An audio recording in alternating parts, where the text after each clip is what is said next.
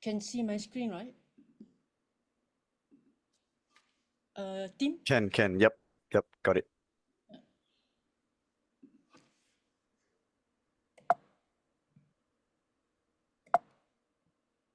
Oops.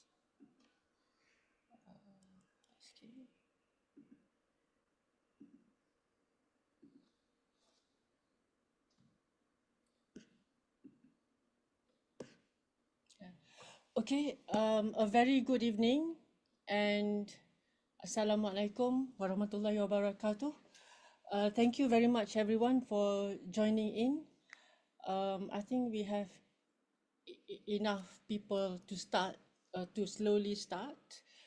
My name is Wan Isha, or people call me Sophie Isha. I call myself as a director of UPM Putra Design Lecture Series, which I call Improv. Today is the second series for the year 2025. We started a bit late this year because of the festive season and all that. The purpose of this Putra Design Lecture Series is actually to set as a platform for conversation, not necessarily strictly on architecture, but could be on other matters as well. And the mode of the series is actually very casual, is very much on conversation based. That's why I name it improv as well. In the discussion later, we can talk about we can continue the presentation with a discussion or conversation on the topic presented by the speaker, but we can also talk about other things that could be picked up as a point of a conversation for the next lecture series. So today we are thrilled. I am actually thrilled to hear what architect Caleb would share with us. He named it. He named the presentation as the killer drawing. That's why it is red. But mainly it's a strategic representation for architecture thesis.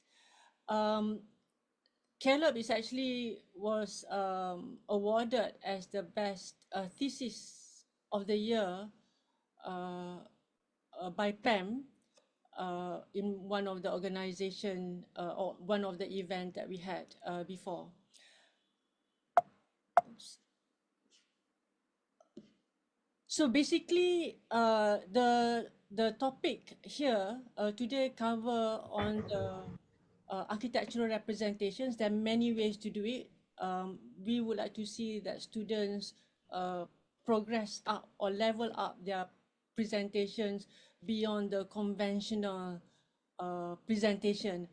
To me, architecture representation should tell the stories more than just a graphical image of or jaw-dropping or seductive image of architecture form.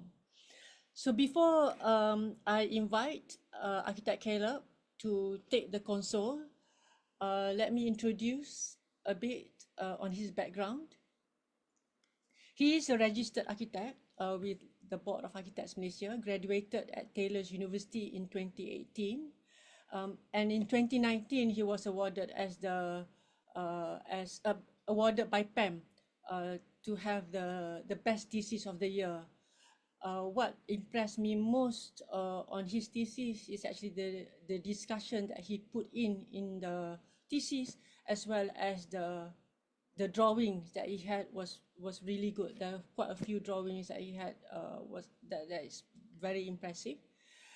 He's currently is one of the director at Form Zero Architecture, leading the research unit which is called F0 Lab with architect Lee Cheng Yi and Chia Yvonne. Both of them I know. He's also actively involved in academic, and especially UPM now. We bring him in to join year 5 thesis, hoping that he will share his views and his critiques or his critical perspective towards architecture formulation and architecture representation. So that's it from me for now. So with that, I would like to invite Caleb to take the console. It's over to you now. A very good afternoon to all who have joined the Zoom. Trying to let me try the sharing. Okay. Yeah, it has been my pleasure to share the work and also my thought process of doing the drawing at that time. Yes. Okay, it should be correct right now, showing. Yeah, so I want to talk about representation. This design lecture is a custom design for the final year thesis student, as for the student right now are preparing for the presentation. So it's good to have a kind of gauge of imagination on what's the final is going to be. So for this taken out from Ballard School of Architecture. So as you can see, it could be a lot of display, either models or drawings could be part of the material. So in representation, especially in architecture, this is an open crit day where anyone can join the crit. A physical model along with some drawings behind, whatever that is on your hand as a tool to present your thesis will be good.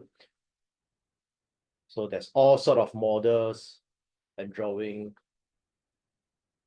The purpose I want to show these images, these are Ballard Summer Show back in 2018, is because drawing is only a part of representation. But again, today we are not really going to talk about the other thing, such as the effectiveness of having physical model. These are the studio, by the way, the architecture studio, full of models. These are some of the physical model that you may find helpful for your representation. This is drawing done by a student at Brian Lau Liang Cheng. This is 2019 from NUS. The thesis is called Tesseract. Have done a very detailed physical model, illuminated with lighting, and take a nice shot and include it in their thesis drawing. And this is him proudly showing the physical model on his thesis project. This is another physical model for from reference Theo back in 2017 in Taylor's. Again, this is the must be rather than killer drawing, it's more like a killer physical model. So these are the way to showcase the thesis beside drawing. This is another angle. So rather than having a sectional perspective or sectional drawing, a physical model is a choice taken to showcase the thesis. Besides that, there are also video, such as this.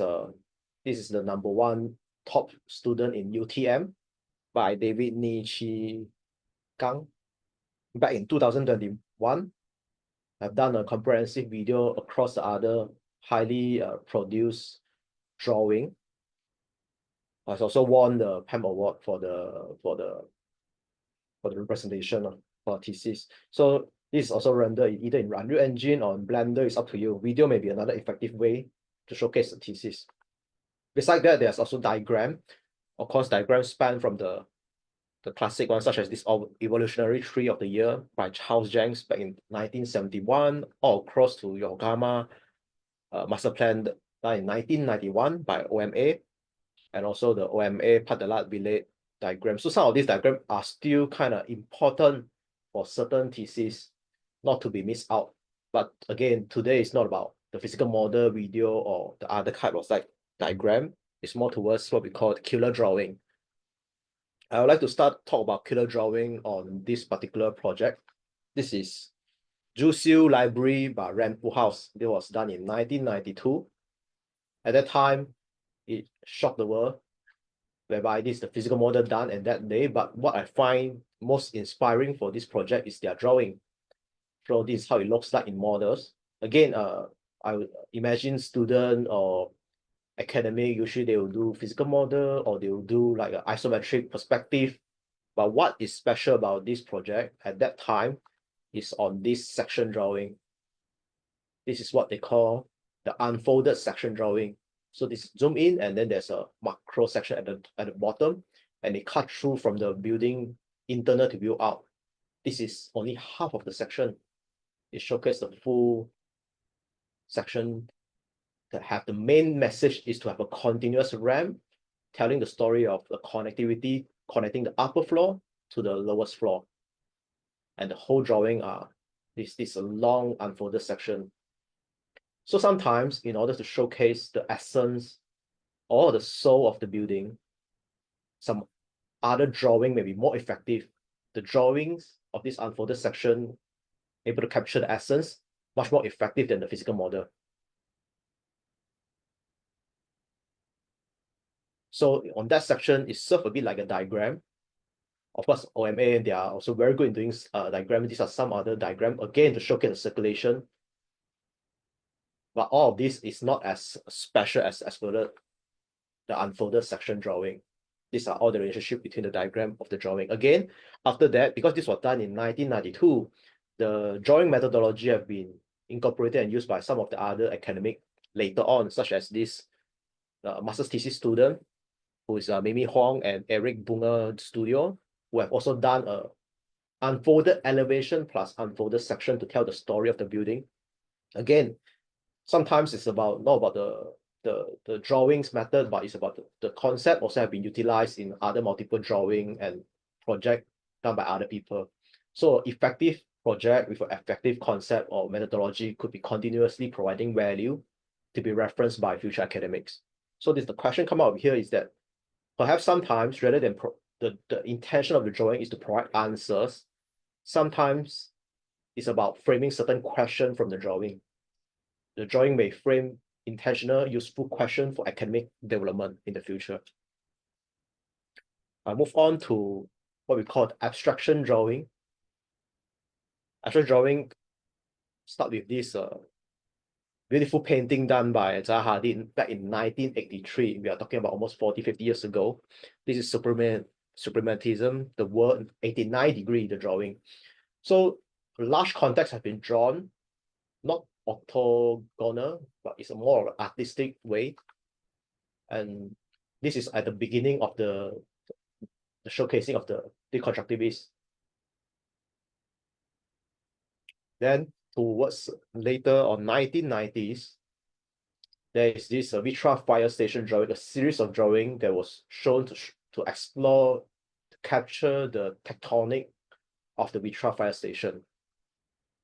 Compared to normal eye-level view, is still impactful from an eye-level view, but again, when it's drawn towards an extreme angle on a stylistic approach on the bird eye view, it have a different effect.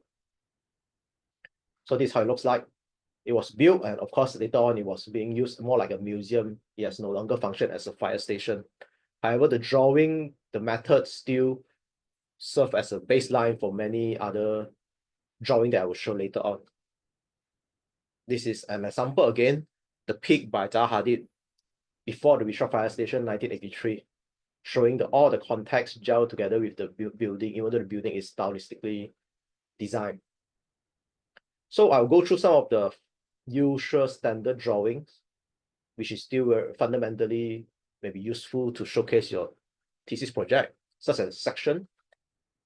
This the drawing for Pompidou Center, drawn using pencil back in 1971 by Renzo Piano and Richard Rogers.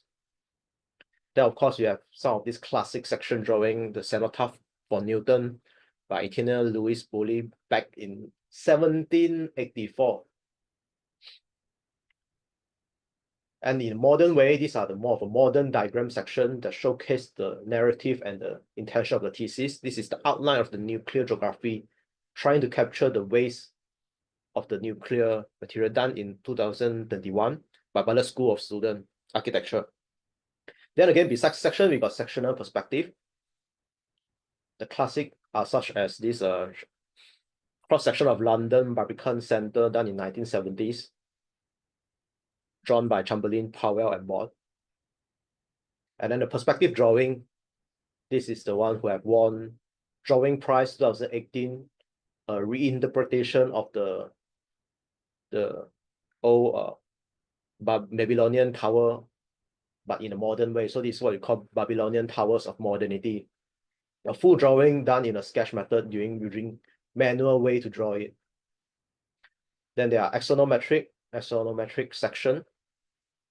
So some of these there's a common theme. So this is done by Yale School of Architecture, done by Winston Yuan and Christopher Trade.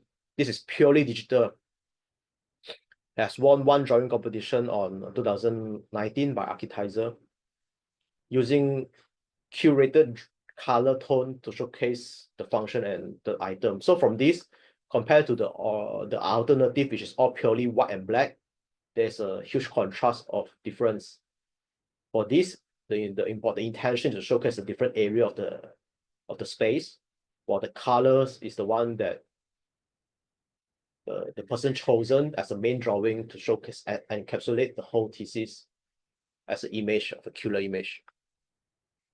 Of course, sectional perspective also have been used multiple ways by other students. So these are before I even drawn my master thesis drawing. Of course, I wasn't looking at reference as such, but this is habilitatorian drawing by Veronica Aboros Bonia back in 2015. So the main question across this is about how can the main message of your thesis drawing be showcased best? Whether should it be showcased in section, whether should it be showcased in isometric perspective? These are the main questions that should be asked now, as each drawing have its own effectiveness in capturing the intention. I'll go through some of the main media and technique as well. So for example, the manual drawing way. This is the drawing that have won the architecture drawing of the year 2019. The drawing is called Between Possibility and Limitation. So it's done by Ozaik Mansour by Indus Valley School of Art and Architecture.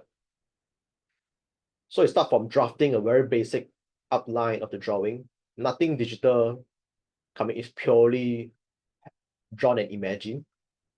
Then draft out with a simple outline of the frame, starting to render the important part, and then later at the end, processed and rendered fully. So this is a fully reimagined from ground up or manual drawing way to present a master thesis project, and that has won the drawing of the year for 2019.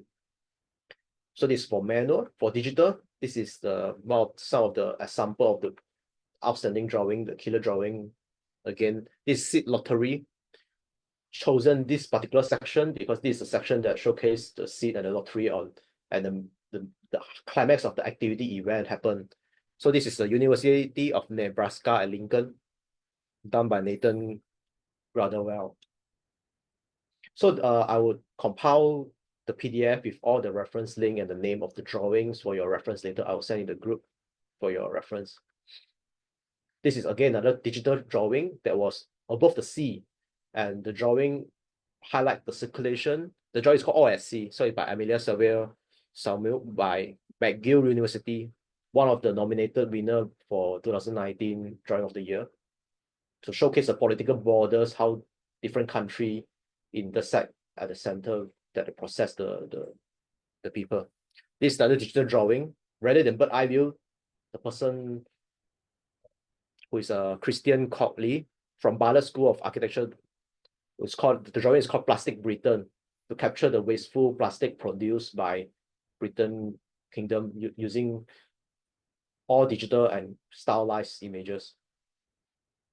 Then again, we have another technique which is called hybrid, which is a mix between manual and digital, where this is about a hospice care home by Jerome Singhao Ng. Again, this is from UCL, to talk about how to provide a home care system, but highly stylized and memorable. This is another hybrid, where they've chosen an isometric. Remnants of Separation by Tom Gardner. The studio is called 360 Architecture. Again, these are all nominated, shortlisted Drawing of the Year entries. For this is to showcase the emotional, the cinematic ambience of the thesis project. This is called The Machine, a mechanical mud lab. So some of the common questions asked across this to decide what angle, what media and technique is such as how do we gain clarity in the drawing's content? It's important to go through such as what should be omitted. For example, if the materiality is not as important, perhaps black and white is sufficient. Perhaps we should eliminate the shadow, or should we eliminate the cloud, or should we omit the materiality? Because those may be perceived as distraction. It may not be complementary to your thesis. Some certain thesis is have a very clear message, like these are what the space, but some drawing is intentionally designed to be ambiguous. So sometimes, for example, if it's a conceptual, hypothetical drawings, it's good to be slightly ambiguous. Or if it's an allegorical drawing, it's good to be ambiguous. If it's more like a spatial clarity to convey a clear message, what is the space and what is going to be used for, sometimes clarity is much more important than being ambiguous. So beside all the conventional drawings, such as section perspective, etc., I'll go through some of the very conceptual drawing that may be considered by you in your thesis exploration. So I'll go through as conceptual. This is a town plan looking at what we call a dirty street at Samsara building number 2. This is done by architecture studio, drawing architecture studio. So this is a site analysis compiled with all the typology and the roof plan.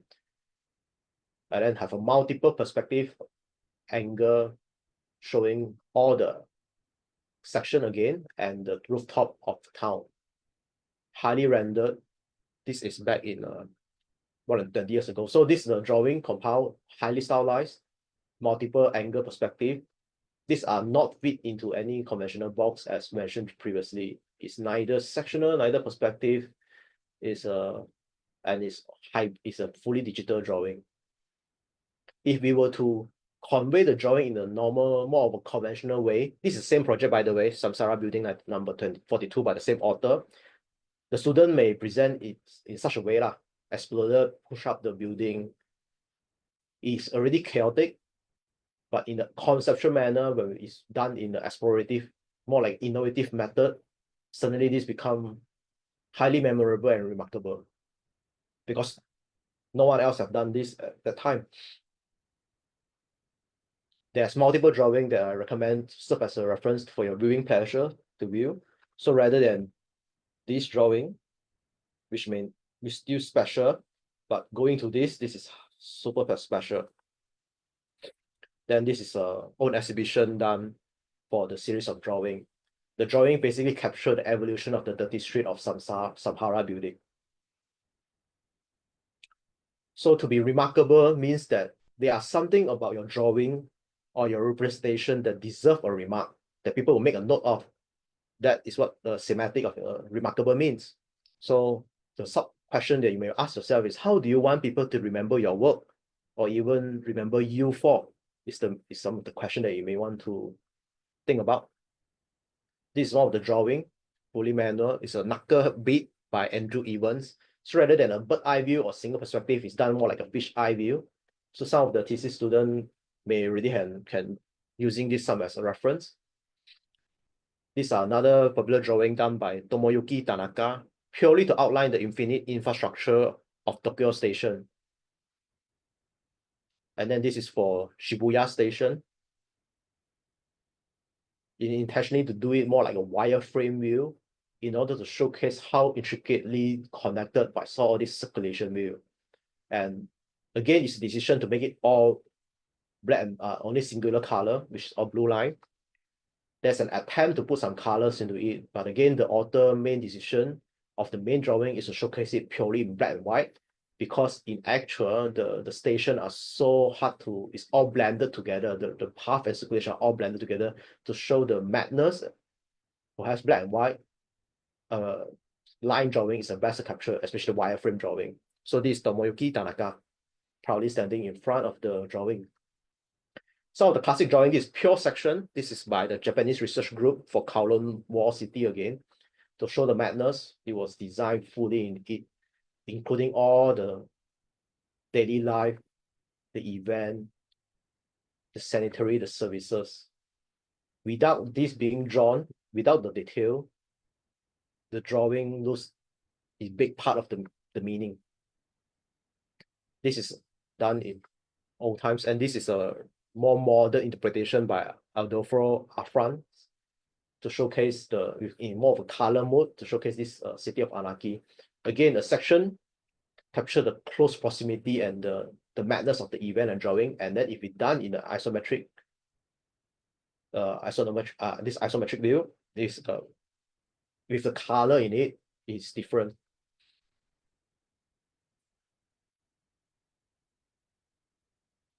So there's another type we call bird eye view, where it's highly contextual. The biggest strength of bird eye view is that you can highlight all the contextual element of the drawing. So this is one of the classic that I love. It's from 1085, almost 1,000 years ago, done by one of the Song Dynasty painter Zhang Ziduan. It's called Along the River During Qingming Festival. Highlight all the activity happen nearby the river.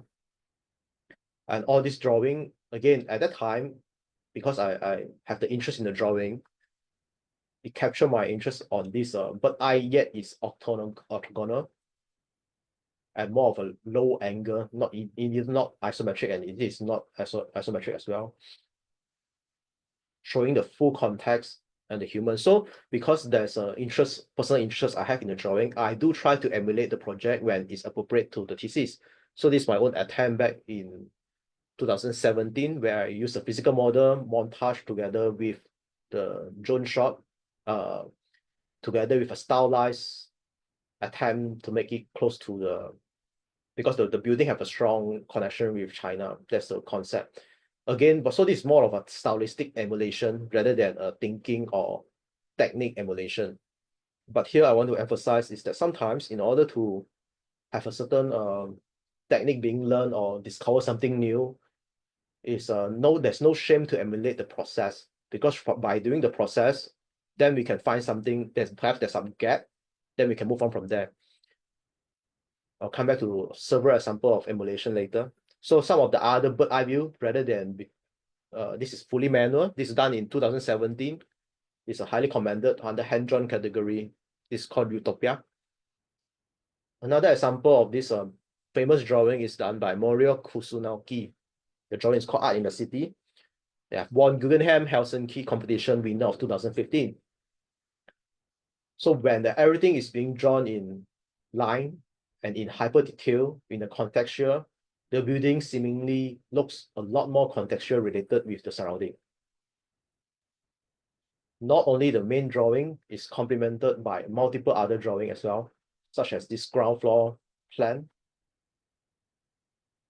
more of a transparent view looking down to the context. So there's been some technique here that I just purely want to say. Sometimes if your objective is to, let's say, revitalize the space or make sure the business go well, perhaps the technique is to render a lot of activity, a lot of crowd in, then automatically you almost achieve your objective already.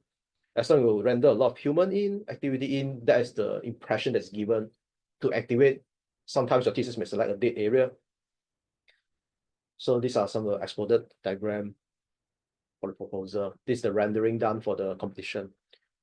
Next, I will go through some of the case study of the thesis student. That is, I try to select as much as local thesis architecture graduate. So this is done by Pamela Tan. The Pam Tan Sri Chan Sao Lai Award back in 2016. This is done by Pamela Tan. The thesis project is called Soy City. So there's a series of very abstract, almost like an art project to explore the extinction of soy, fully underground project. No explanation, no grid line, nothing semblance construction drawing. This is purely narrative to showcase the underground infrastructure done in a very her own strong aesthetic flavor. So again, this is one of the standout thesis project that has been published multiply. So the answer may not be answered that clearly, is to sometimes to form certain question and ambiguity. First and foremost is to create interest on the drawing. So these are not the final drawing. If we were to produce a building drawing with normal section elevation, it will be a separate set of drawing, but this is more to sell the story of the Soy City. Not only that, there are some physical model being crafted by her. So you may check her out. She runs Porcine Studio. So sometimes, again, rather than being remarkable, it's about the element of your drawing to be outstanding. The question we can ask, how do we make the drawing stand out? So for another approach, rather than showing full section, which Pamela Tan have avoided doing so, these are the more conventional sectional drawing, yet again, render with hyper detail and style that have also being nominated as the One Drawing Challenge, actually won for the digital for 2020, done by Hannah Christie. The project is called Concrete Atlantis. This is another classic memorable drawing. It's called Hybrid American Dreamer. Talk about the immigrant. There's so much multiple section being recorded. This is done in 2019 as well. In a series of drawings showing the section, the fiction, the extreme of the thesis storyline. Sometimes the section can be floating without context. This is such to tell a separate story. This could be either narrative to show the building, how does it work, which again, I have a certain interest in this drawing that's in the past. So again, to better understand the technique, I went to emulate it.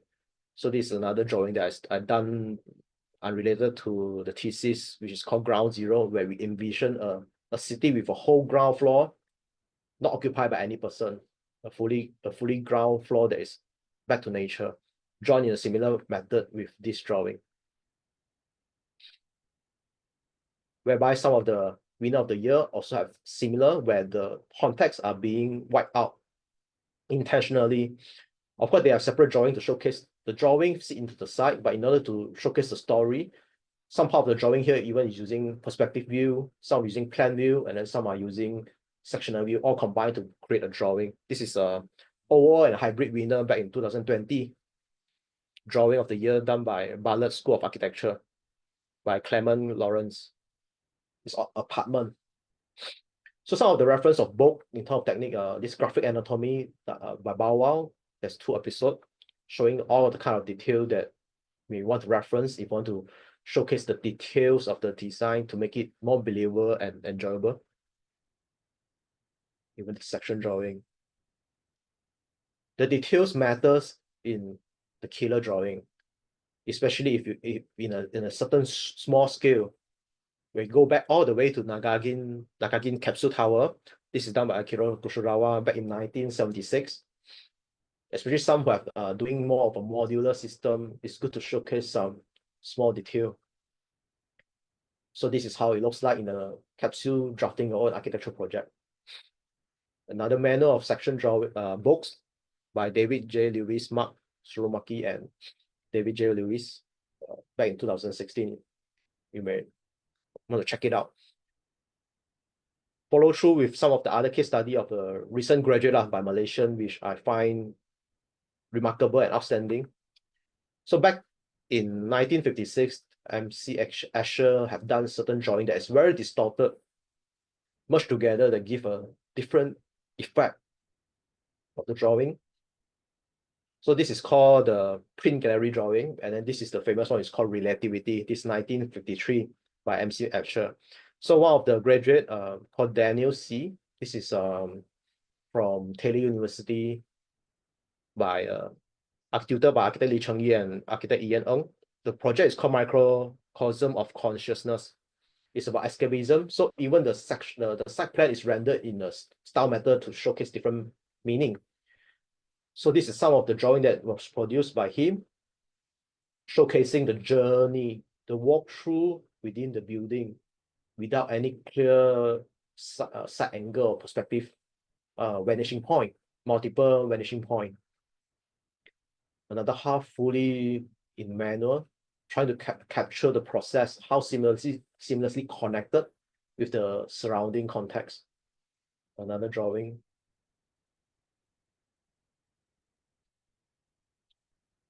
So the contrast I want to show here is such that if the drawing is rendered in a more conventional method, such as the section, this is the sectional perspective on how it will look like. Yes, the sectional perspective will be able to showcase the space, but it will not be as this abstract and may not able to capture the free-flowing interconnectivity within the space. So sometimes the conceptual abstraction drawing may be able to convey the thesis message more. Depend on your thesis. So if it's pure section, you'll be looking like this. Again, it may not capture the essence that well. So this is Daniel C. standing proudly with his son in front of the drawing. This is 2018. So there's another student which I find remarkable as well. The name is called Tianjin Lim. We call him TJ Lim.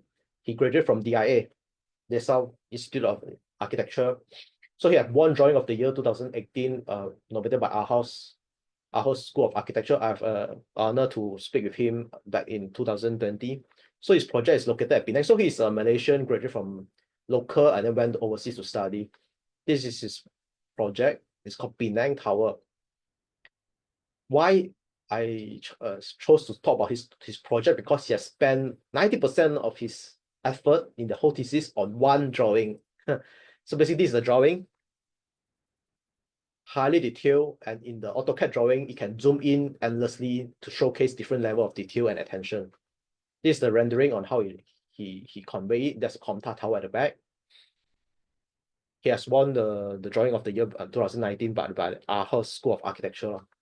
So in this drawing, hyper detail, where he spent 90% of effort, can zoom in to showcase details such as this, from the connectivity, the ornamentation of the current Penang Street, to the upper floors on the scale level, down detail scale level with multiple program, back to the more future upper zone where the silhouette of every level are related to the level below. There's multiple detail on that single drawing, where the miniature disposable shophouse are found within the shop higher level. Even though upper level may look very alien, but inside is full with the silhouette and the mentality of Penang. So this is him presenting his drawing in the presentation at that time, and he hung I think 4AO or a very huge banner in his final presentation, where he proudly showcased that drawing that he did. So again, this is one of the killer drawing which is remarkable and stand out apart from all the other drawing. So move next, I'll go to some of my previous attempt. This is a drawing that I fall in love with. This is by Jan Kripicki, one of the drawing future system drawing done by 1989, during the time when I interned at Thiahamza and Young. So part of the drawing I like about it is that it was almost like an annotator with full of notation such as this to showcase how it works. First, the part that can move in and out, the sideline connectivity. So back in my bachelor year, I already tried to emulate the drawings so that I can see what I can learn from them. So this is back in 2015, where I framed some of the drawing up using some of the technique. All the detail I have put in. If you're interested, you may be able to scan the QR for this project. So the point I want to point out here is that what representation do you love the most? Because sometimes doing what you love is an effective motivator to push beyond your personal limit. That's what I find. So I slowly curate the drawing that I love the most and see what I can learn from them. So I'll go to my unending square project, which is my master's thesis final drawing. I try to go through this briefly. So from the theoretical literature, the Manhattan transcript, this is original by Bernard Schumate, done with notation, photograph, floor plan, and the circulation and movement. The first thing I did is straight away I tried to emulate the process, the same method that was done in the book. So from this grind, like a few weeks continuously grind, I create my own diagram and my own understanding, which separated to event on the left column, the space, and the movement at the right. And then by the end of my first semester, I have drawn some method. These are some of the drawing that was drafted out on the first semester of my thesis year. Diagrammatize it, the roof, the wall, the ascension, descension, and the floor element, with some of this highly emulated from the Manhattan transcript. But again, it's not the same because I've tried to, but some of this one is an attempt to relate the frame with perspective. Put together, this is the effect. To imagine a space that was constructed purely from frame. At that time, when I continued down to the second year, I was also continuously looking at what else I can learn from this deconstructivist drawing. So these are some of the drawing that is inspired me, such as this design fiction done by Casey Craig, highly engineered design drawing with full detail.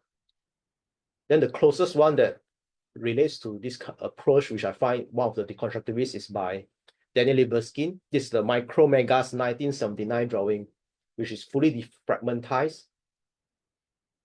Which actually there's some technique. So across the drawing, this is one of the main. It's a series of drawing done by Micro Megas. I try to study in detail the technique which it counter-reference the point and the cross with the available reading that I can find online. And I try to formulate my own based on my thesis direction at that time. So at that time when I was drafting this drawing, it was not supposed to provide any answer. I purely want to study what I can learn from it and see what kind of question I can raise from this drawing. So by this process, there are some objectives that I've set, such as when I design this drawing, there shall not be any hierarchy of space. Like from this drawing, there's not a main space of main structure that will be defined as the main space. I want to have no hierarchy. And then there will be, I want it to be impossible to have a clear view of all the space. There's always multiple circulation and accessibility, and there's multiple interreferential item that is referenced at multiple locations in the drawing with unpredictable overlapping of space and circulation. Then in some of the site analysis, again, I try to reference some of the previous product, like this drawing was a reference from OMA Yokohama diagram. And then from this, I further detail up on the exact site, what is the existing program and peak hour on the site. Then I try to continuously done multiple drawing again, slowly converting this conceptual drawing to relate back to the site. So from here onwards, it's a more adjacent contextual relationship with the site already, another site direct section. So I go through multiple angles to explore what I can find from the project. Then I think this is from interim 2 or interim 3. I put it fully emphasized into a project. Then I realized when I constrain myself too much with the contextual element that is irrelevant to the site, it becomes meaningless. So throughout the final, I create a series of diagrams for the final, such as this drawing, purely to highlight the full wall, the half wall, the transparent, the glass, and the massing. This is how it looks like when you fully wireframe. And then I have another curated drawing purely to highlight the circulation. Follow back the theoretical literature is that the circulation provided inaccessibility. And then this is another drawing showing the street level view. Basically, the decision to make everything hand-drawn is to tally back from the first semester to second semester based on the Manhattan transcript, which is highly manual. So everything have a consistency of language in the representation. Of course, model is still very useful, so I insist I need to create a model out of it. So in simple term, the project is about creating a snake and ladder scheme where there's multiple circulation that can go through between the building. The building is designed for co-working space. So with a laptop, you can sit everywhere in the building to have a fresh start to do work at any time. And it creates all kind of unintended interaction. You may bump into different colleague, different co-worker and stranger. That's the feature of the building. So on the drawing, this is how it looks like in detail.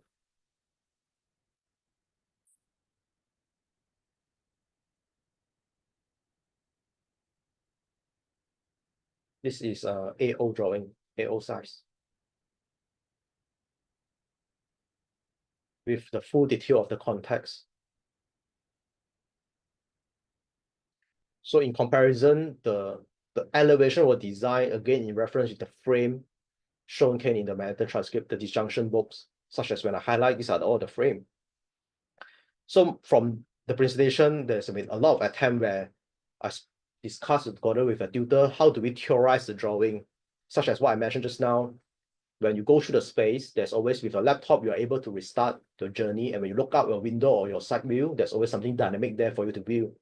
And then I translate from the first semester, the same methodology, to the final semester. The one on the left is on the first semester, the one on the right is a stitch, multiple 3D perspective interior stitched together or form a continuous perspective drawing. Basically, that is what the right drawing capture, this drawing capture. What do you view if, let's say, you take the elevator up from the ground floor to the upper floor? And this is the only space that you can have a kind of like an overview throughout the floors. So this is how you view. How does it look like when you take the glass elevator up?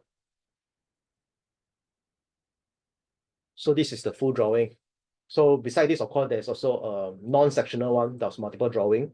And this drawing have won top 10 in there's a series of award that have been won from this drawing. And then beside winning the awards, there's also been shared by multiple, I've shared this project in multiple lectures, including this lecture, and multiple publicity lah. So this is published in one of the drawing exhibition at London, as well as Future Thinkers. So the value of the thesis sometimes doesn't stop at the making of the drawing and doesn't stop at the end of the semester. The value of the thesis may go beyond even the content of drawing. Sometimes the making of the drawing itself is the value of the thesis. So this has won a drawing of the year in Archisource back in 2019. And this is when I share the project. Again, this is me with my tutor Lee Cheng Yi in front of the presentation board. So for full detail of the process, I've captured in the website in full detail. I'm not going to go deep into it. It's fully captured, all the step-by-step and the detail in website and Instagram. So I also recorded my process at that time. So the main drawing that I saw, I've spent 22 hours. It was a full sprint, which means it's a 1.5 day to finish off. So before that, because I was confident in my own manner drafting skill, so it's never a concern for me in terms of production. My concern at that time is always on the thinking, the presentation, and the content. So I spent, I think, the last 2 weeks or 1 week just to do the production. And again, because I know I'm going through this process, I intentionally record down the process again, since I know I'm going to sketch up the drawing. So this is how it looks like when I work out my drawing at that time. And then in comparison, this is just something I want to share. In today's technology, if I were to do this, I may render it using AI because it's so useful. Sometimes this is done in, I think, maybe 10 minutes using AI. Just have a quick glimpse of what it will look like in actual. This is daytime and this is, let's say, sunset time. This is back in 2018. So some of the questions that we always go through when discussion and reviewing other thesis students is on how to be different, how to be unique, and how to be new. It could be the method of the thesis, it could be the content of the thesis, or it could be all kinds. It's about all these elements. And sometimes the shortcut is doing something difficult, because when you do something difficult, it won't be easily replicated and it won't be seen all around. So this is maybe some of the aspect that you may want to think of while you're preparing and thinking about your representation drawing. So last, I will go through this is one of my recent drawing that was done, which have a actual building out of it. This is called tessellation of multidimensional reading. The project that was built is called Borderless House. I want to have a quick introduction of the project first. The project utilized the traditional Chinese garden concept to have windows to expand so that the space looks a lot larger than it seems. So this is the opening on the arch that we replicate in our building to make the space a lot bigger. Then we have the architectural tectonic that reference the Barcelona pavilion done by Mies van der Rohe back in 1929, because we find that the open plan is so attractive and fit the brief a lot, so that because the client asked for open plan that have a lot of trees. So a lot of element of the Barcelona pavilion was taking reference in the actual final project. It was built 2 years ago. So this is how it looks like. Let's say the walk through the bedroom, viewing out, you see multiple glass garden house. And then when you turn towards corner, certain angle, you see this. And then you take a step back. This is how it looks like. You turn a corner, you see the nature element of the reflection of the trees, the water, and the sunlight captured in one scene. And then while suddenly you turn a 90-degree, you open up to an entirely different view angle. And then from this same view, when you walk towards the right, this is the dining room. And then from this dining room, when you walk across again to the right side, the little kitchen there, this is how it looks like. Within quite a few steps, it's all interconnected as one open plan. This is using the Barcelona pavilion. So the floor plan, it looks like this. So the question on the drawing, to create a drawing out of this design process when the building was being constructed, is that we ask ourselves, how do we explore the concept of borderless in drawing? basically with the Barcelona Pavilion tectonic, we want to make in the internal, the indoor space and outdoor space indistinguishable. Every space seemingly connected with each other. So there's I together with multiple person like Mason Ko, Dan Jiajun, Shi Qi, multiple person as a team, we explore more than 100 drawings to produce this drawing. So from the main reference of the main Ludwig Mies van der Rohe plan, this abstract work of art from Pierre de Mondrian as a reference, we have studied through some of the drawings. For example, this is a capture the interconnectivity. All of this is done very, very quick. Perhaps you can do some of this elevational montage.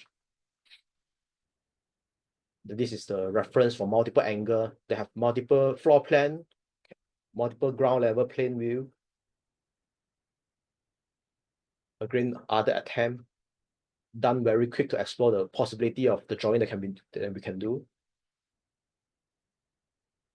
This is trying to capture the perspective on the floor plan.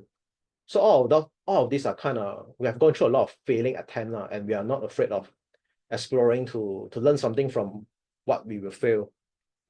Then these are some of the drawing that we indicate. What if we indicate the arrows are the ground plane? So we have multiple ground plane on the drawing. We don't know why we want to do that yet at the moment. And then graphically, we explore what if from a distance away from the drawing, you see differently. And then when you stand in front of the drawing, you see different thing again. So from this effect, when you go far away from the screen, you see the white element more. When you stand close enough, you see more of the zoom in detail. Again, testing on the presentation style. Multiple point of discussion to frame the view, etc. I'll go through the.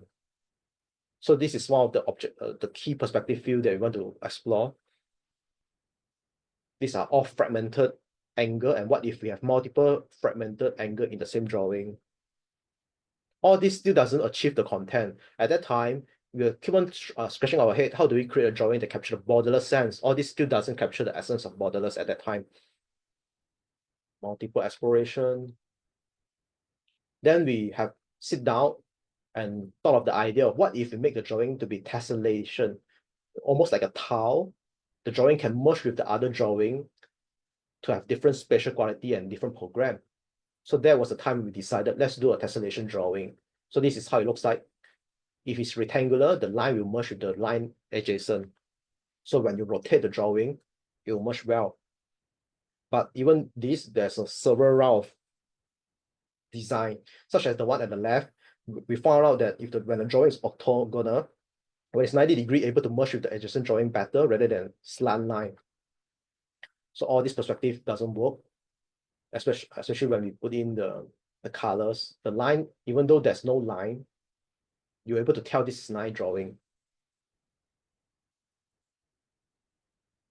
These are some of the exploration.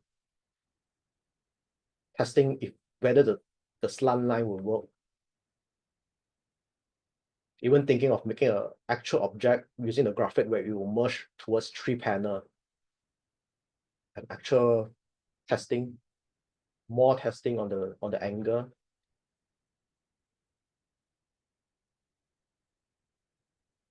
So like at the end, we decided to move with 90-degree connection. So when you merge, it'll be more seamless. Yeah, even with this, we set the interval of the connectivity along the edge of the border. So no matter what, the line will stop at those lines so that it will merge together to form a tessellation effect. But again, this is still not seamless enough. Then we move on to more of a isometric view.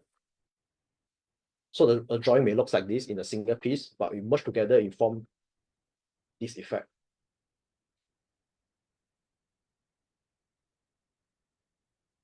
Then we set different ground plane and activity. Wasn't too satisfied. So this angle doesn't work. You have to work 90 degrees. Like this one, we are not satisfied with this.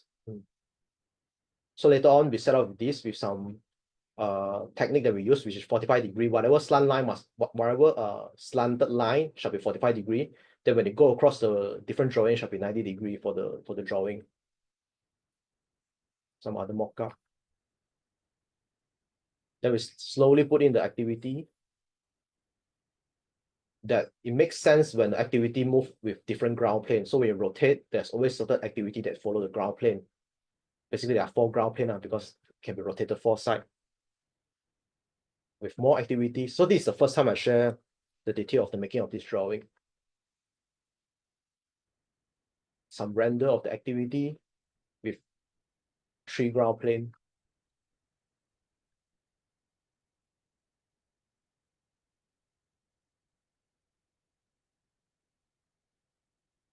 Then some of the texture study, if you were to make the space, the perception of the space will change accordingly based on the shading. Then we test what if the shading is overlapping with each other. So all these are some of the questions we ask purely to create a conceptual drawing. This is not an actual construction drawing, it's more of a conceptual drawing. Then we test print again to test. So this drawing actually printed 4 pieces together. Then we put it next to each other. So this is tessellated with between 4 drawings. Again, we print out to have a look at how it looks like. These are some other options of the activity and program being rendered in using photo montage. But at the end, we find out that using like CAD line weight work is better. So this is the drawing, and this is the activity and event montage. So in actual, we stopped by with this at that time. This is how it looks like, a single drawing with 4 ground plane. This is what happened when you merge 4 drawings together. You can't tell where is the line being cut between the drawing. So from this single drawing, able to tessellate to form multiple possibility with the drawing adjacent.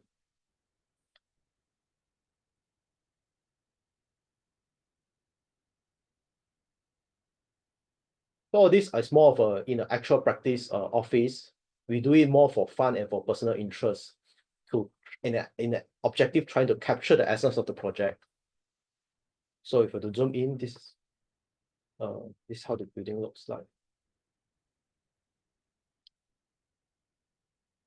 It's supposed to play.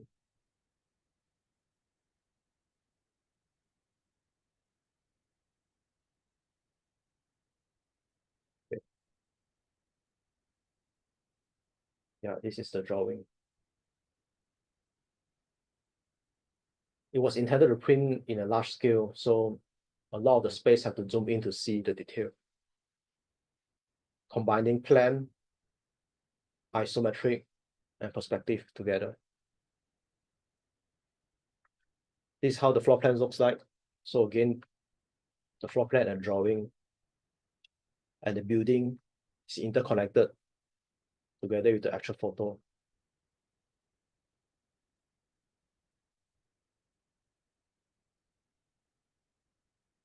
So the main thing about the project is not like a typical bungalow or typical house where it's always one building, one object.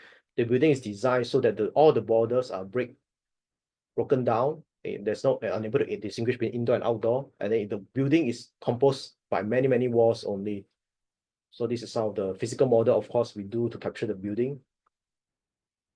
This is what it looks like when it's all just white, and we intentionally make it into 3 homogeneous cast concrete wall color so that it's more dynamic. So from the photo, we can't tell whether which wall is at the front, which wall is at the back. It's more visually dynamic. And then from certain angle on the sunlight, when we hit, the color almost becomes the same color because the sun constantly shift. The sunlight constantly shift where the color always change the color, the wall of the color change according to the time. This is how it looks like when it's fully white. This is when it's rendered, and this is the actual building. Physical model again, and then with a conceptual model. So again, with this, I have want to do a recap of the main question that you may find useful to either thinking about how you may want to do your physical model, how you may want to craft a presentation, and how you may want to design if you're interested in doing a killer drawing. So 10 things to recap is that number 1 is to emulate the process of some of the drawing that was done online, because there's really a lot of things that is hard to put into sentence and hard to put into word, because it's all about making an artwork sometimes. And by doing the process, you may find out yourself. Then the second is to frame certain question or the answer from the drawing. For example, if you do not want people to look at the context, you may want to omit it out. If you intentionally want people to look at certain thing on the context, you may not highlight it intentionally. And the third thing is, how can the main message of the thesis drawing be showcased best? It could be showcased, some project is best showcased in section, some project with a lot of context may best be showcased in a bird eye view. Some, if you talk about circulation, you may want to showcase more like a wireframe that highlight the circulation. So it's depend individually on your thesis project. And then number 4 is how to gain clarity in the drawing content, such as there's been trend of people doing like a floating crane or a lot of bird and cloud blocking in front of your drawing. Whether is that helpful or is that providing more distraction, you may want to decide and evaluate yourself. Number 5 is how do you make it remarkable and outstanding? This is on your own. Of course, it depends on individual, but I strongly suggest in this age and in this year, think about some element on how to make your drawing remarkable and outstanding across the thousand millions of drawing outside, which go against your number 6. How do you want people to remember your work or you for? For some people, it's about the thesis message. So for some people, it's about the way how you present your concept. For some people, it's about how you do the drawing or how you process, how you design your building. And then number 7 is the question that you may want to ask yourself, what representation do you love the most? Because across this presentation deck, I've compiled a few of the drawing that I love the most. And from there, I find motivation to learn from the drawing and making it my own. And I find this is very effective, especially right now, it's on the last, let's say 1 or 2 months, more drive towards the finishing line. I think motivation is very important. By doing what you love, then you can go push beyond the boundary. Number 8 is, again, what we mentioned, how to be different, unique, and new. And by that is that sometimes by doing different, unique drawing, you will feel a bit anxious. And sometimes a control amount of the anxiety is a good indicator that you are doing something unique and new or different. So I would say based on each individual, you may want to take a bit of calculated risk and be smart about it. For example, if you do something highly conceptual, you may want to still have a set of construction drawing done properly based on the regulation on the table. So if someone come and ask for it, you have the drawing ready. But at least it may worthwhile to push a bit on the boundary to do something new, different, or unique. Again, number 9, the drawing shall also have a lot of potential to be used as a thinking tool, to be theorized with the drawing. And then at the end is to enjoy the process as much as you can, because at the end, it shows up. When you present the project, when you enjoy the process, this is how it looks like. So beyond talking about the technique, the media, I hope that this lecture inspire and motivates you to run towards the finishing line. So I think it's about the day when you stand in front, showcase your project. So I hope the lecture inspire you. So this is the last slide of the presentation. If you want to know more about the project, I publish in Form Zero website and also in my own personal website and Instagram. Yeah. So you may reach out to me and ask any question if you want. So thank you so much. I've gone beyond the presentation time by 10 minutes.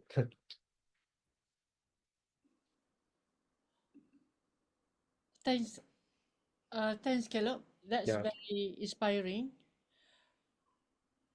I think it's very refreshing as well to see there's so much of, very complex drawings, but at the same time there's clarity in it.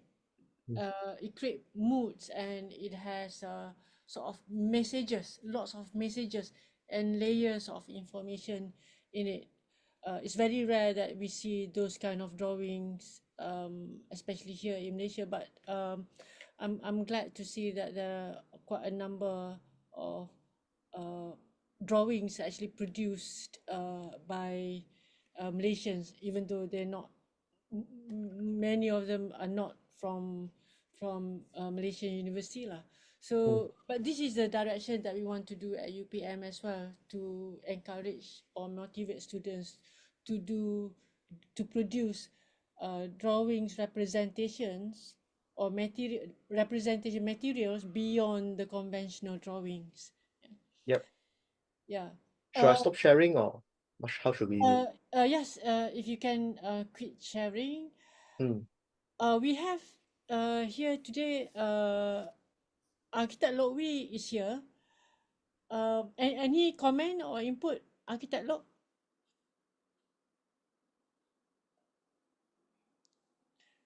You are muted. Okay, like, Oh, you are oh, muted. you're Can't hear muted. you. Or are you still on the move? Okay, can come back later. Yeah, come back later. We come back later. Yeah, So when come back later. you're Yeah. back, when you're back on your desk, let me know. Yeah. Okay. That's very interesting. Any questions? From the participants here. Maybe we look at that first. Yeah, there is one question actually. So this is to Architect Caleb. So during your group crit sessions with maybe your invigilators or external architects or maybe internal architects, sometimes people tend to read drawings differently than what we intend. Did you ever experience that? And how did you handle those moments when your visuals or your drawings or your sections or your anything gets misinterpreted? So on this aspect, the more special your drawing is, the more some drawing may offend people. It's normal to be so-called misinterpreted lah. So at the end, it should not be an objective to please everyone, because when you please everyone, your drawing not gonna stand out a lot. So it depends on how ready you are to counter. Because based on your question, I imagine it's about argument. An effective thesis, especially the outstanding one, is always have a certain argument in it. That's why it's called thesis, and it's about how we defend the thesis. So we have to sometimes, towards the extreme case, we may have to agree to disagree, and it's okay, because it's not supposed to have everyone agree with it. Like what Sophie always say, we learn nothing if everyone agree with us, right? So how do you handle moment like that? There's multiple way, man, like gesture, facial emotion. We have to smile and feedback as an architect, as a part 2 graduate, respectively, and with the right answer. It still depend on each case by case, I would say. Because Yeah. that's quite general, the question. It is a very interesting question actually. The thing is that when we discuss about presentation or drawings representations, the subject of the discussions actually come through in many layers. The first one is that the narrative, the intended narrative, isn't it, of the author. This is the thesis lah, basically the intended narrative or the story that the author wants to convey. The second layer is actually what is actually manifested, the physical, the communication on the drawing and the verbal communication. So when we have a disagreement on this, you have to establish at what level is the disagreement. Is it the disagreement on the narrative, or is it disagreement on the drawing? So what Oscar is talking about is more like a misunderstanding on the drawing, right? Because it's not the drawing doesn't seem to present what is intended in the narrative. So as the presenter or as the author, you have to take charge and clarify where where the differences is or disagreement is. By asking the panel, do you disagree with the narrative or do you actually disagree with the drawing? You know, if he said that the disagreement is on the drawing, then you may or may not want to accept. Let's say that that's one way, another way, or you will improve the drawing so that it represents the narrative better. But if the listener doesn't agree with the narrative, then again you can agree to disagree. You have to make a decision, but the first point is that you have to identify where is the disagreement. Does it make sense, Tim? Do you, when you're listening? Yep, I agree. Yes. Yeah. In the thesis belongs to the author, and you cannot. The first rule is that you should not allow another person hijack the authorship of your thesis. But your job is actually to convey message. One is to create the story or create the narrative. Second is to convey the message so that it is understood. When there is a narrative and it is understood, when there is a disagreement, it's very clear. It's a point of disagreement already lah. Agree to disagree. Yeah. Okay, I think that's good. I hope that would clarify or motivate the students in a sense that you need to take charge of your thesis and the presentation. And when there is a misunderstanding, you need to take charge to clarify which part so that you can consider any different point of views. You have a duty and responsibility to consider, but you are not obliged to follow. There's a big difference there. What do you think, Caleb? Yeah, I agree. And one thing I think I missed out also is on the presentation time is very precious. If let's say it's 20 minutes versus 30 minutes or 10 minutes, you may want to showcase only you have to rehearse the presentation and put only what matter on the board. I think that's very important. Otherwise, if you show things that is irrelevant or something, it will cause more problem in the presentation. That's why in a sample I showed just now, most are taken out. Only the relevant are on the board. Yes. We have here today also Jun Ming from the previous batch. He's one of the top student in the previous batch. So what do you think, Jun? Any comments or input or advice or anything to say? Hi, Sophie. I think it's an honor that you say that I'm one of the best. I'll take that as a compliment. Thank you very much, Sophie. All right. First of all, I wanted to say this is a really intriguing presentation by Architect Caleb. And a lot of things I see is very interesting even until now. When we get into the working industry, and this is all quite interesting still. And I think this is more about presenting how you want to represent and express your drawings, your architecture. It's not just about the presentation board, 3D models like what Architect Caleb shown. So maybe I would not just talk about all the theory, philosophical stuff. I bet Sophie and all the teams have been doing their job great, right? So I would just I would just share my opinion on this. During my time on a final thesis, it's more like I want to be weird, just be special. Otherwise, if you do something that everybody is doing, there's no point in doing it. So the mindset I have at that time is always being weird. So if you recall my thesis, who the heck will actually think of spitting chewing gums on a towel and make it as a presentation board? All right. So that is one of the things that you can stand out. Of course, saying that being weird and special can make you stand out, and also it sometimes could pique your interest and actually open up your field of view, and you would create something that people that never sees. So that is a very good starting point whereby you just start doing something very weird, and then from there you develop further. And to carry on, once you have this kind of a weird stuff going on, you have to know what you have now. You have to be very concise in what is the advantage and the disadvantages.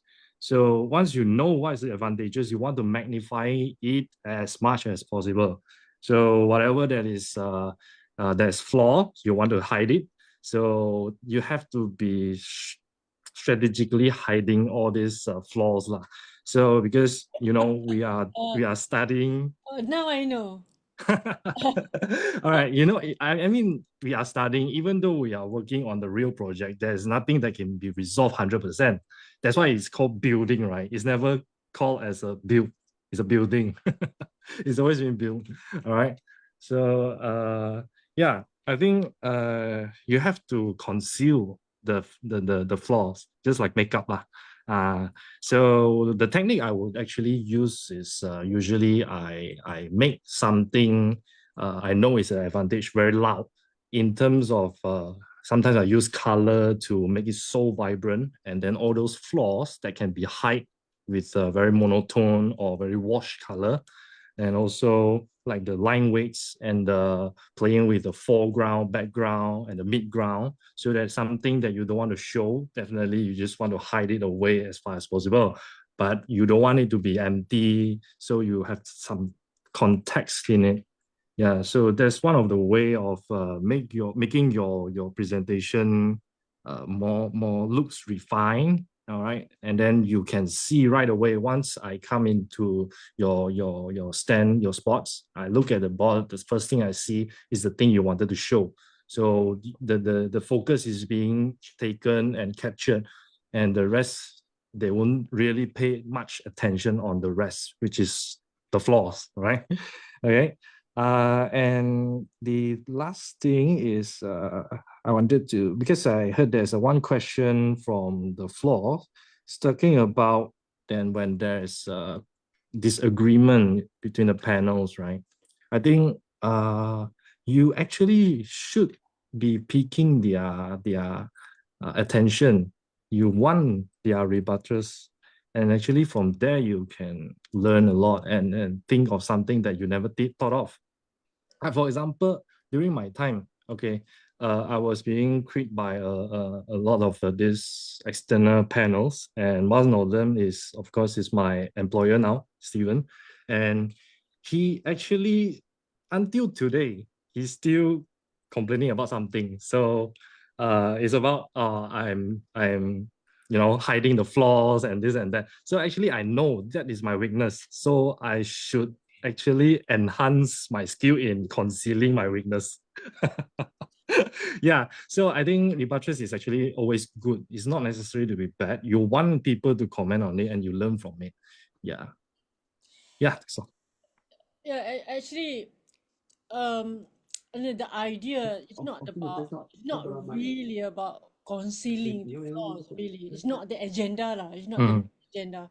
The main agenda would be still highlighting the narrative, the message. Yeah, the message, the big idea across. So when highlighting, you want to convey this message. The other things are minor, which can be in the background. Correct. Doesn't have to be perfected. Correct. You need to perfect the message, the main narrative. I think that's what it is. Every drawings, every presentation has flaws lah. Like even Caleb's drawing, because I was one of the crit panel in his final presentation at Taylor's.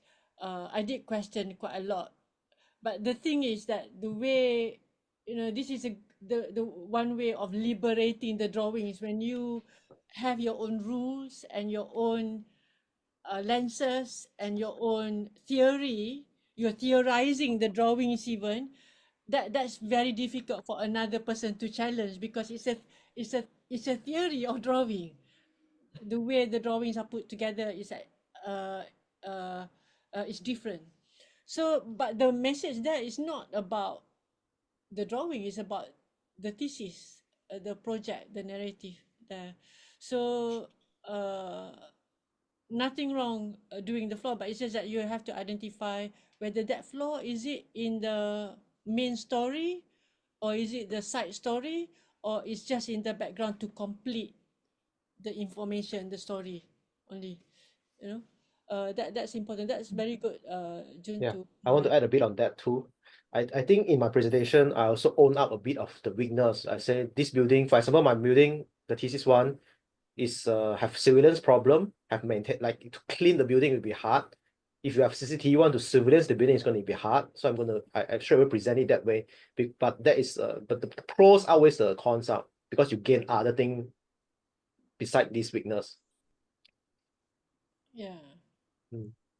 So the other trick is that when we do the complex drawings, within the complexity, there should be some clarity in it.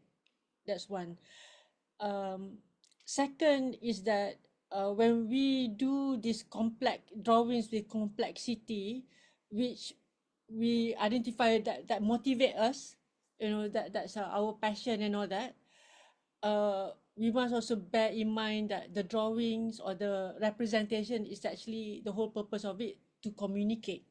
So you can identify, okay, this drawing is complex, you do it the way you want it. There's a lot of layer or stories in it. As long as there are, in the overall composition of the presentation, there are other drawings that can communicate for a different message or different purpose.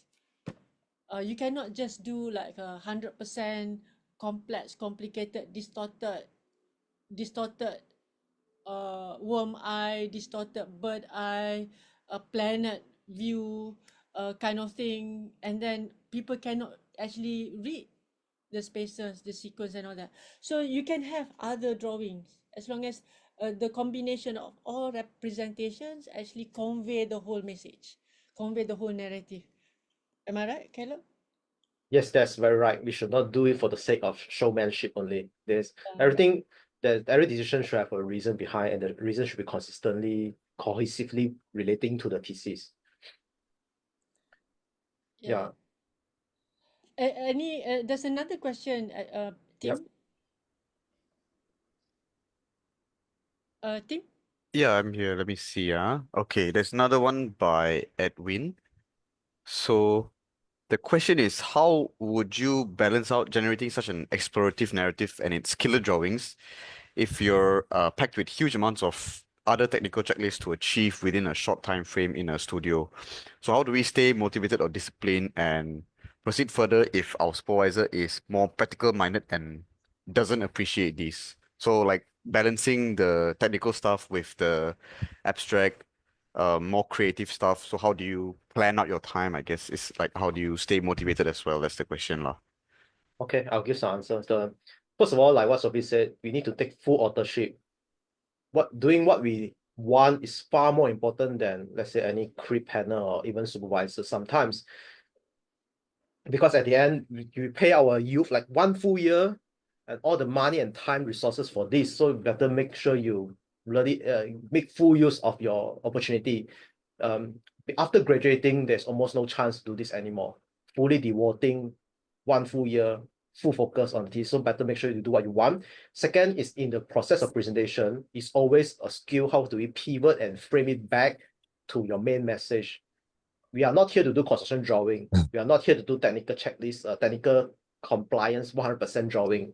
And depend on each person, some may have very complicated program, operational issue, etc. It's about how you answer as a graduate architect, for example, you can say, in actual, if this were to get built and you get financial institution, we have a consultant team, engineer were on board to solve the issue. We need to have some multiple layer of backup answer, even backup drawing, put on the table to explain certain thing. But again, we need to frame and let them know what is the most important part of the thesis, because at the end, the feedback is only, let's say, 10 minutes, 15 minutes. Actually, at the end, every panel that is going to come, they are all architect. We are all quite visual people. I don't think anyone is going to very skeptical, choose too deep, go into the technical queries, then it's something wrong. Because beside the technical thing, there's so many other beautiful, wonderful aspects in the thesis, right? You should not be picking bone out of the egg to find things.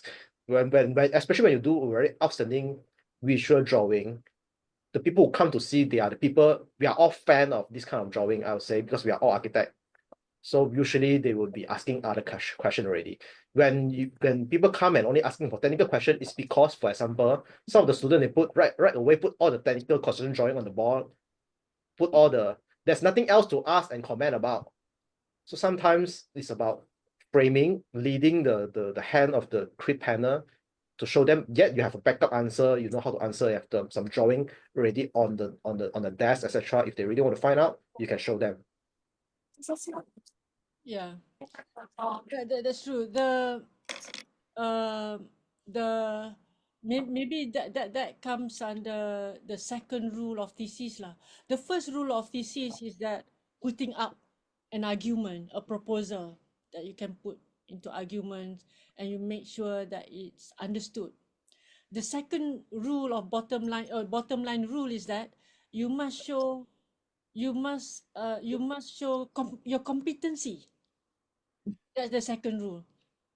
So when you can draw complex drawings or complex project or drawings with complexity, obviously to do simple drawings is not a problem to you, right?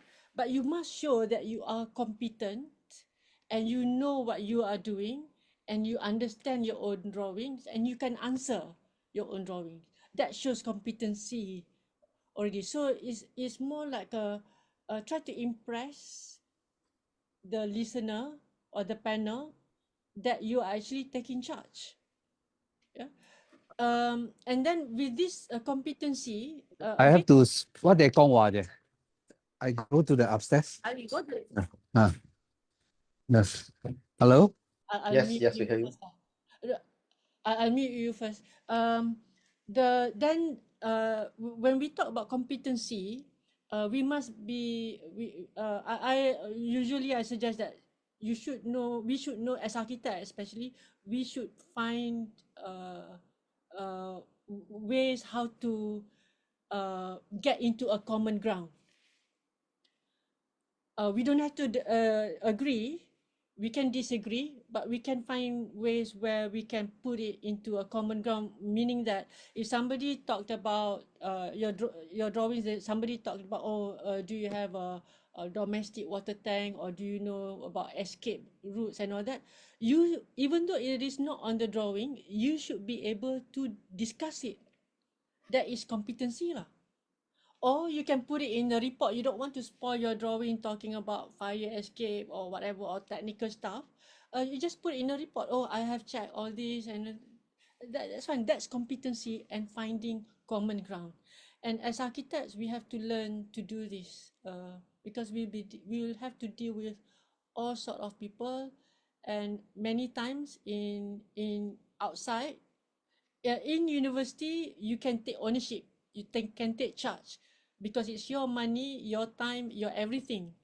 But outside there, you only have your mind, your service. The money is somebody else money, and somebody else time, somebody else land, and somebody else's life.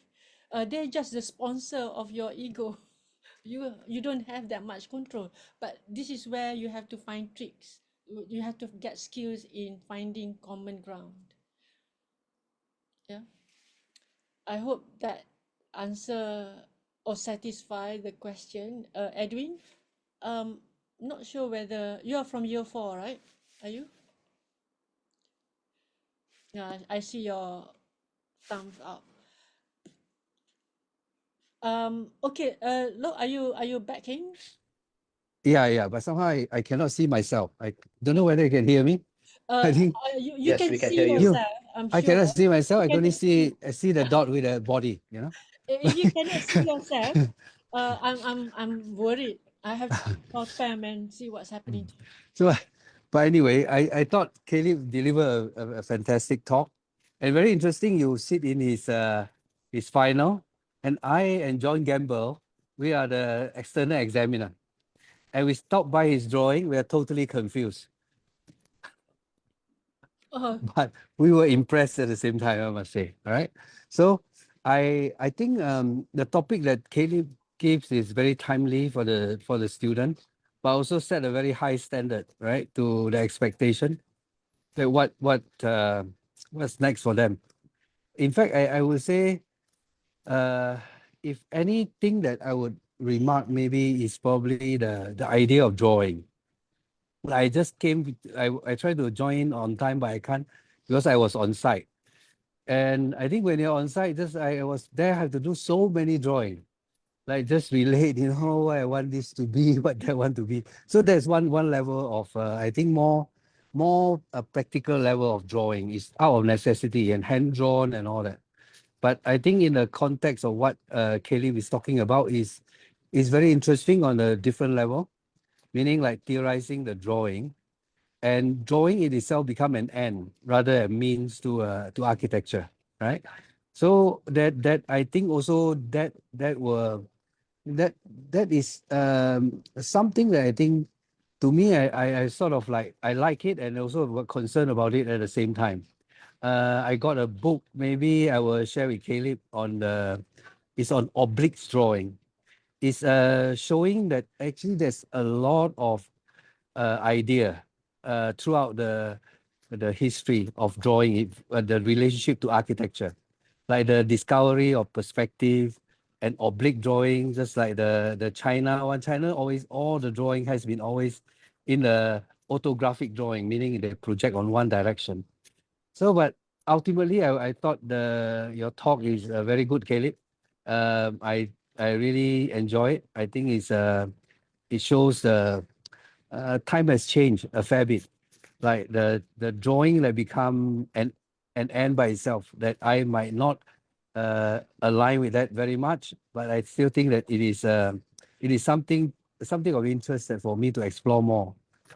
So I think that's probably what it is. But maybe the two notes on what June and also Tim has questioned, and what Caleb's response is, I think is a very important one. Like, what if the panel don't like? What if my supervisor don't like? What if, who cares? Right? So every time I just deliver a talk to Taylor last week, right? I give them 7 advice. First, to listen more, blah, blah, blah, until 6. And then 7 is the most important one. Disregard my advice. Find your own way. That is that is my final advice. So I think with drawing, I think it's the same thing as well.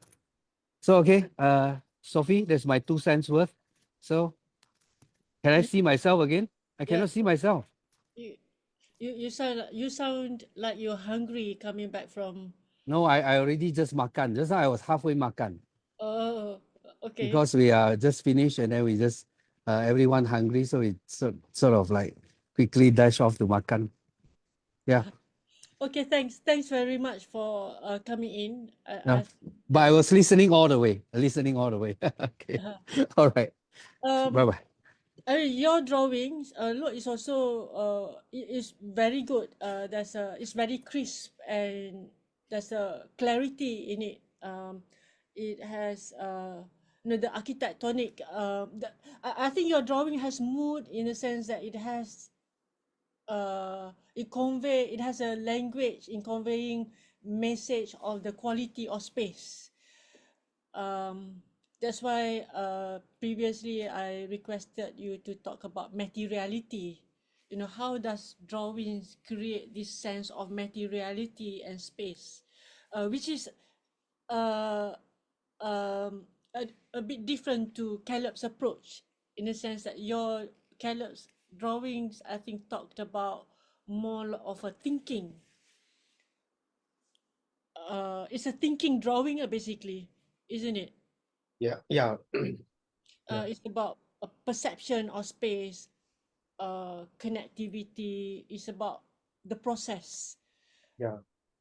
At that time, I didn't think about participate in any award. Then after that, I think Robert Power asked me to try to participate in. Then I try to submit some. But I think right now, after exposed to all this drawing, I think sometimes when we talk about the project, the client is not really, let's say, the business, whatever, in the thesis. Sometimes the client is the school. You and me are the client. As in the institution, UPM is a client. How can we create a drawing or a presentation that can stand out to be, killer drawing of UPM? That's also a side question I want to know. So that's some of the thought I have. Yeah. Yeah. We hope we will see that lah. I think it's the options is open for them to do. Like if we see like June's drawings is his own sophistication in it. Yes. If you look at Ra's drawing, it has its own. Uh, I think so. We are very open. To me, there are many ways to do things. But the idea is to put the idea the story, the narrative. Yeah. Of course, yeah. There are some thought on that. It's very hard to have very elegant, simple yet super complex and sophisticated drawing. I think that's very hard. So if we cannot achieve that, at least to present some sort of sophistication or complexity is good in the master's thesis drawing. I would think so. Yeah, like let's say Zaha's drawings, to me it's not that complex. It's very simple. It's very simple. I mean the combo is it's more of thoughts of composition of the pieces. It's more like, but if you look at the drawings, it's not that complex. Like your drawings is complex. Zaha's drawing is not complex. Yeah.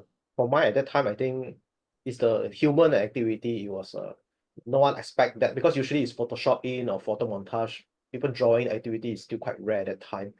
And in my theoretical, if I don't have that, my building is soulless for my thesis. Actually in UK, Mm. my time, my school, whatever, that's how we do drawings. We montage everything, we layer it because mainly the computer was not that sophisticated. So when we do 3D, we set off on the computer to set the angle whatsoever, and then we layer it onto the sketch and all that, and then we 3D a certain portion and then patch it. Yeah. So that's how archigrams Yep. drawing Yeah. come up So as such. But so I thesis, yeah. Yeah, so Need that. I think that now the architectural representation is coming back towards that. Because there are many ways of rendering or highlighting or creating mood of the drawings, and different spaces has different mood. So if you set one mood for all, you kill the other space, right? So the question that would it be possible that in one drawing you can have different lighting, different mood, different texture, because different space require different way of conveying the messages. I'm very prepared for that. That's why I requested, open to the students, suggest to the students they can do multi-cut. Once you do multi-cut section or whatever angle to suit the story or the narrative, then you just render that part according to the story that you want to tell. Yes, totally agree. And some student they have, let's say 3 or 5 very important thing, then make sure in that 1 or 2 key drawing you capture all. While unimportant, so that you affect how you cut or how do you angle you chosen. Make sure you have all the content in the Yeah. drawing. Yeah. So the time where we do like a one straight cut section where the main story is only half of it, the other is just to complete the section, shouldn't happen anymore lah. Because you can do multi-cut. So every portion is important. Yes. Yes.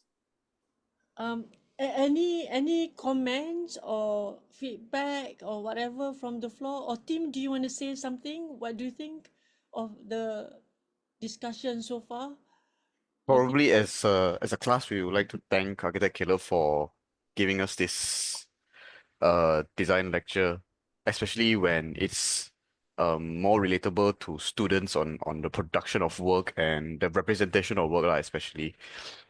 It's more relevant to us, especially when we want to know your thinking process of how you find references and what you look into when you look for references and how you turn that references into something that you want to visually represent. So I think that's the main takeaway of what we have today lah. So just a big shout out as a class. We want to thank you for that lah. Thank you. Shazrin, are you here? Yeah. Yeah. So what do you think? Do you think it's achievable for you to do something like that towards that? I personally believe you can. Yeah. Actually have a very good production skill. Yeah, I personally believe that you have the ability to do it. You just need to set your mind.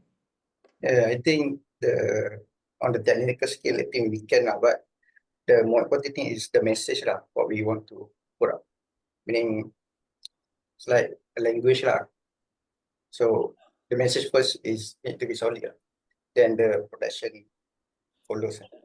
Yeah, so you mean that set the message first, then you know what to do in the production. Is that what you mean? It's mean like what is the best way to deliver the message lah. So what kind of drawings, what else portion drawings that could use? I think there are many people in the class that are able to do this, able to do the drawings like what Caleb. So maybe not 100%, but moving towards that. So I hope the presentation actually motivate everyone to do this. What we need to have now is that somebody to spearhead, leading towards that. Our leader so far is CJ and Oscar, so I hope the two of them can push up, move to that, because their design is almost there already. The drawing, Yes. base drawing is almost there. So next is that to bring it to the level of sophistication. Yeah, the drawings from Pamela. She's from Greenwich University. I think she's at that time Simon Heron was there. That's why there's a similarity between some of the students' work in Bartlett and Greenwich. I believe that they are from the same tutor team, which originally they were from Bartlett and then they moved to Greenwich University, and now I think they're somewhere else. UK also, UK is going through the process whereby the very extreme different approach in thesis and architecture education. So, and then it's quite versatile and fragile in a sense that it depends on the leadership. So change head of program or change head of department, the direction may be different. Yeah. So the team, they tend to stick together and they move together from one university to another. And many of them is actually they are practitioners, but they enjoy in academic world. Yeah, it's like the AA, CJ Lim, all these kind of main master drawing the lead, then everyone do the same style, etc. I don't really like that. I'm more looking forward for each individual to invent their own. I think that's more exciting. Yeah, Yeah, project the personality lah onto the exactly. drawings. Yeah. Okay, so is that it, Tim? Yep, that should be all from us students lah. That should be all. Okay. I hope it is exciting rather than being scary. I hope all this form a kind of excitement. And just now I say about doing it smart, if you have some draft of a certain drawing, can have very quick, I want to do this angle, this draft, etc. What do you think? To speak to your own tutor, I think it's very good. Because once you start the production, then if let's say the angle, everything, then we have to redo again. Yeah, let's be smart about the production. Yeah, maybe next Tuesday, those who are ahead that complete the design already, I'm actually even today pun we already started talking about drawings, the final drawing presentation, what drawing to focus on and all. And I also want to remind again at the beginning part, besides drawing, there's also other effective way. If your thesis you think you can only best present it not using drawing like physical model or video or other media, do discuss with us lah. Yeah. Okay, so let's conclude today's conversation. So thank you very much, Caleb. It's very refreshing. It's a new ideas, not just a new ideas, but new perspective, a new extreme perspective, which I appreciate very much. It's very much aligned with what I want to do. And I'm glad that the students actually listening to this from another person, you know. And then you have very right to do so because you actually have produced drawings as such. Yeah. Okay. Yeah, thanks for inviting. Yeah. Yeah. Okay. So thanks again everyone for listening in. Thanks, Caleb. Enjoy it. Yeah. Enjoy your weekend. If there is such thing as weekend for you. Of course not for this thing. Week 8, no weekend for them. We can have our weekend. They still have weekend and weekday, but it's a working weekend and working. Yes. Whatever, June, when you work 7 days a week, 24/7, You still identify weekday, weekend, day and night. No, not really. Yeah, good, good. Sometimes to I s- don't even know tomorrow is holiday or weekend. We never Oh, know. June is with what? Steven Tang Yu, is it? Yeah, Yes, with yes, Steven. yes. Oh, Hi, okay, Architect okay. Wei. Good to see you. You sound very old already. Why? Am I? No, talking about Architecture fake makes me cowling old. floor and all that, No, I have to should go back to the origin. Have to go back to origin.